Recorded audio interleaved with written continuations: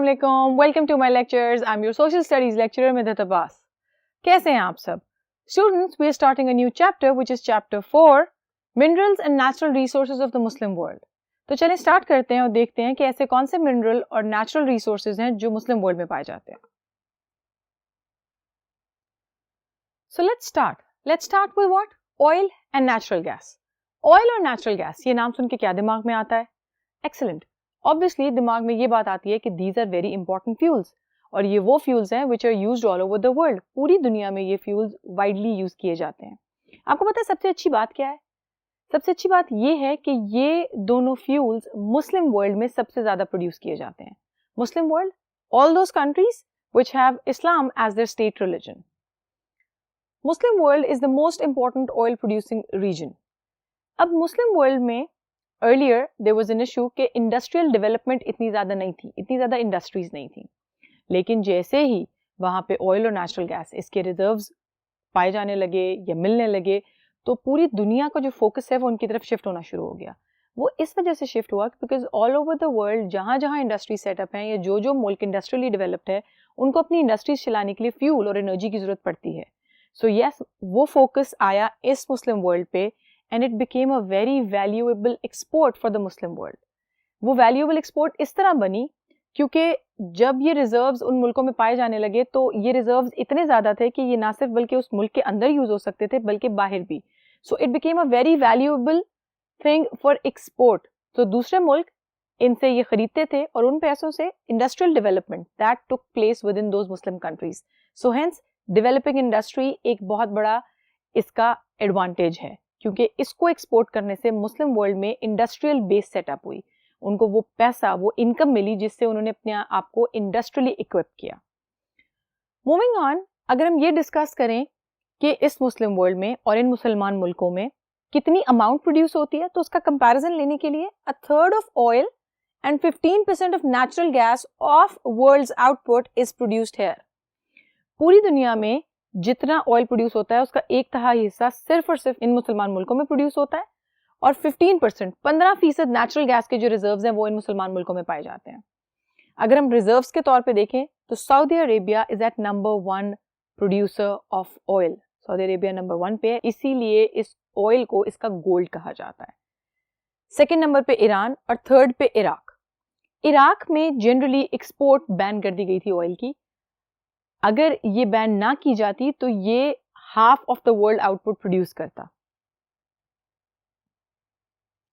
Saudi Arabia, Iran और Iraq, इसके अलावा भी और ऐसे मुसलमान मुल्क हैं जहां ऑयल और नेचुरल गैस पाई जाती है या प्रोड्यूस की जाती है। Bahrain, Qatar, Abu Dhabi. Abu Dhabi में 9% of oil reserves all around the world and 5% of natural gas reserves are found. 9% oil जो रिजर्व्स हैं ऑल ओवर द वर्ल्ड, उनमें से 9% यहाँ पाए जाते हैं और 5% जो है वो natural gas reserves. So it is a good producer of oil and natural gas.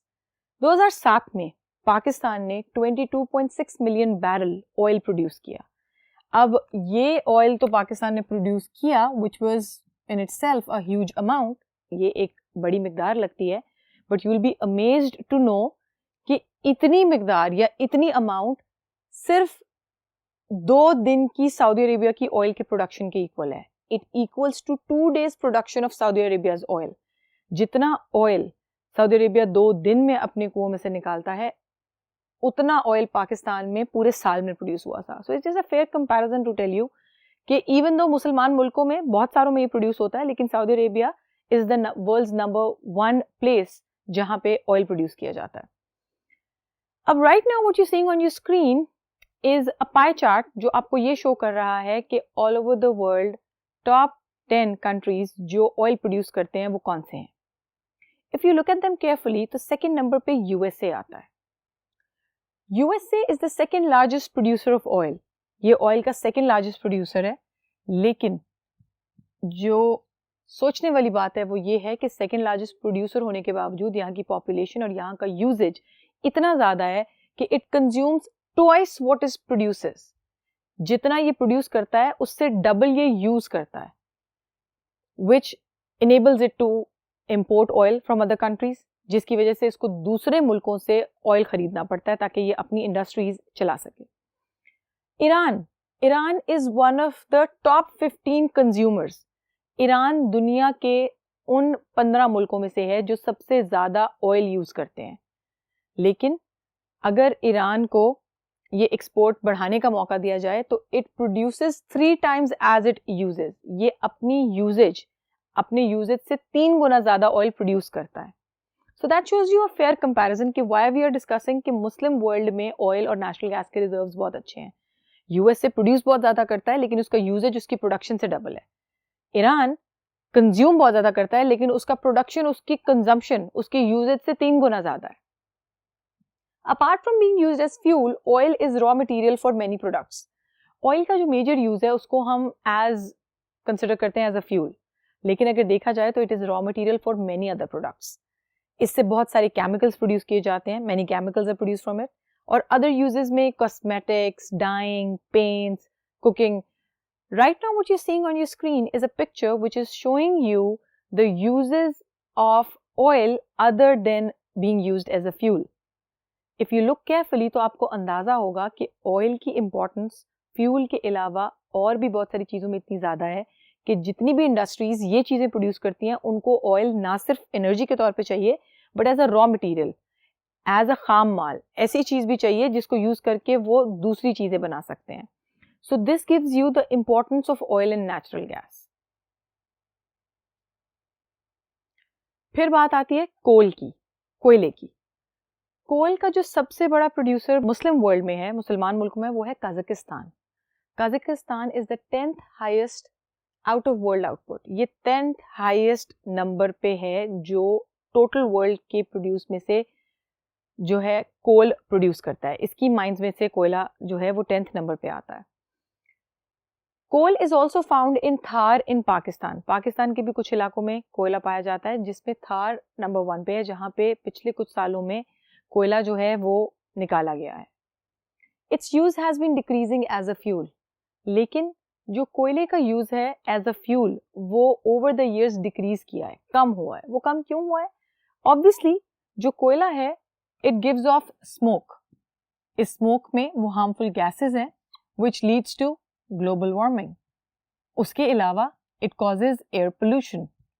सो इन हार्मफुल इफेक्ट्स की वजह से जो कोयले का इस्तेमाल है as a use of fuel कि इसको बर्न करके एनर्जी ली जाए, वो बहुत हद तक कम हो गया है, specially in those countries which are developed और जो अफोर्ड कर सकते हैं different sources of energy use करने के लिए।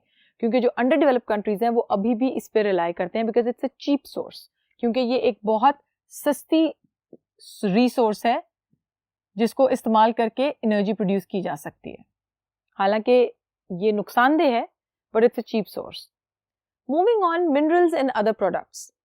अगर मिनरल्स और अदर प्रोडक्ट्स की बात करें कि मुसलमान मुल्कों में जो बाकी मिनरल्स हैं वो किस हिसाब से प्रोड्यूस किए जाते हैं, तो right now you seeing a table on your screen जो आपको डिफरेंट मुस्लिम कंट्रीज, डिफरेंट मुसलमान मुल्कों की वो प्रोडक्ट्स दिखा रही है जो वो सबसे ज़्यादा प्रोड्यूस करते हैं। और उन प्रोडक्ट्स के नाम के साथ साथ तीसरे कॉलम में आपको ये भी नजर आएगा कि ये ऑल ओवर द वर्ल्ड कितनेवें नंबर पे है for the production of that specific mineral और ऑफ दैट स्पेसिफिक थिंग। अब अगर हम बात करें तो मिनरल्स में सबसे पहले चलते हैं कॉपर पे। कॉपर का सबसे जो वाइड यूज है, जो सबसे मेजर यूज है, वो है इलेक्ट्रिकल इंडस्ट्री में। इलेक्ट्रिकल इंडस्ट्री, वायर्स, केबल्स, इनमें इसको यूज किया जाता है because copper is a very good conductor of electricity. उसके अलावा cooking pots are also made of copper. क्यों? क्योंकि it's a good conductor of heat as well, जिसकी वजह से जो चीज है वो ज्यादा जल्दी गर्म हो जाती है। इनके अलावा कॉपर को मिक्स किया जाता है with tin to give bronze. Bronze जो है उसका अपना एक यूज है। कॉपर एक बहुत टफ मेटल है।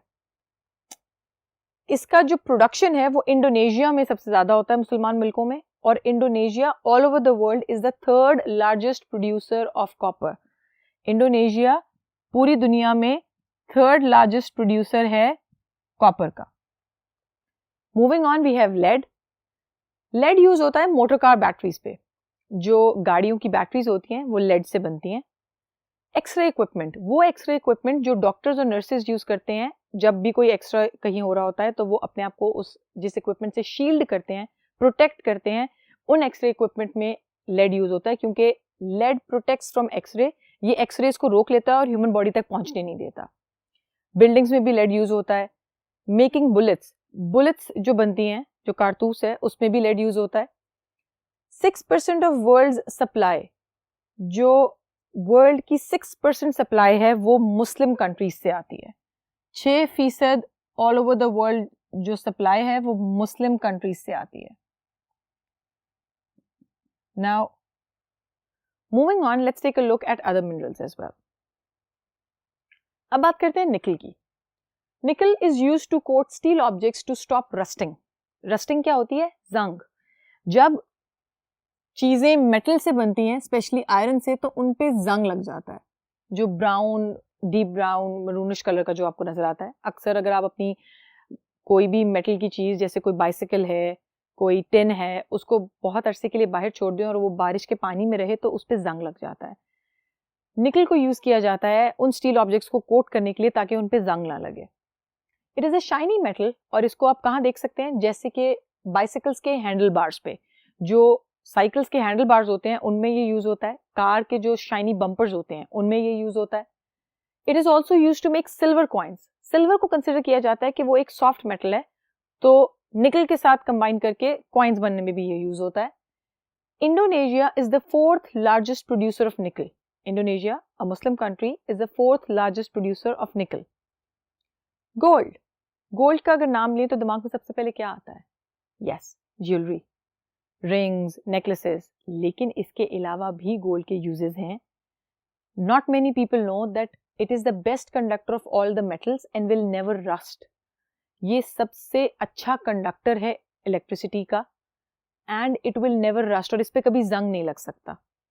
It is used in making scientific equipment. Scientific equipment की मेकिंग में यूज होता है। कंप्यूटर डिवाइसेस, इलेक्ट्रॉनिक डिवाइसेस, उनके अंदर जो चिप्स होती हैं उनमें ये यूज होता है। It is used in satellites as well. Satellites की मेकिंग में भी ये यूज होता है।